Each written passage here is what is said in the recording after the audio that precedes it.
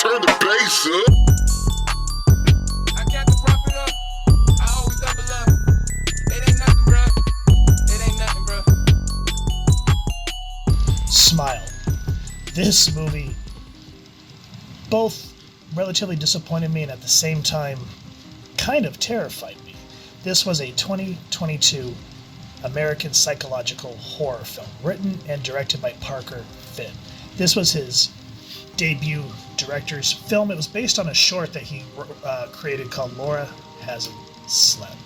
This stars Sosie Bacon as a therapist named Rose Cotter, who absolutely loves her job being able to help her patients.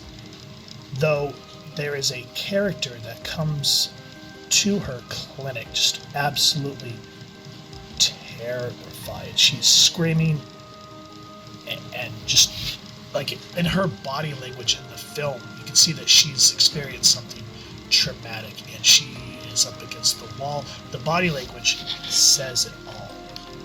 She talks about this psychological monster, and she can't get the words out, but she basically says that she uses other people's faces like a mask. And when you're just thinking that, you're kind of getting into this moment thinking what's going on, there is a supernatural attack that happens, and you're just taken so back by the moment that you don't know what happened. Only when you think you finally have a moment to go, you turn around and something absolutely horrific happens right in front of Rose. Shortly after, she starts to see and experience things that wear her down emotionally, psychologically, and begins to trudge up all of her post-traumatic and PTSD from her childhood. And if you want to know what that is, check out the movie, but it really plays heavy into this film. It starts causing relationship problems with her fiance, makes her go back into therapy.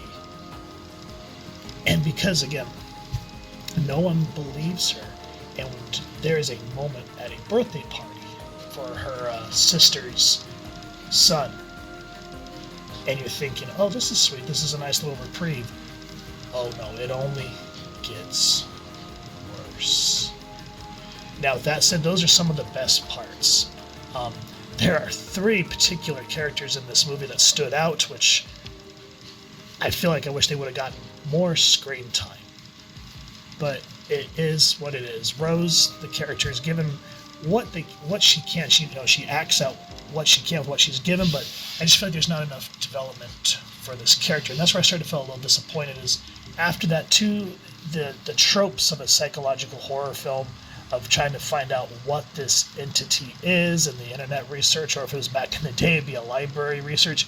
We've seen that in movies like The Grudge, The Ring, and it's so overused, and I wish that there was another way that we could have gone. But it is what it is. At the end, though, there's a nice little twist that kind of makes you go, oh. Because as the audience, you want to see a happy ending, but it's very rare in horror films that there's a happy ending. So it kind of has a nice setup for a sequel, which I don't know if that would be a good idea with this particular movie. I kind of feel leaving it as it is would be enough to at least maybe over the sands of time, so to speak. Maybe it might become a cult following. Who knows? But I think what really gets this movie for me is there's certain, and we should all kind of know this, is there's certain people you get around and you get this funny feeling, especially when you start to look at the eyes, because there's that old saying that the eyes are the windows of the soul.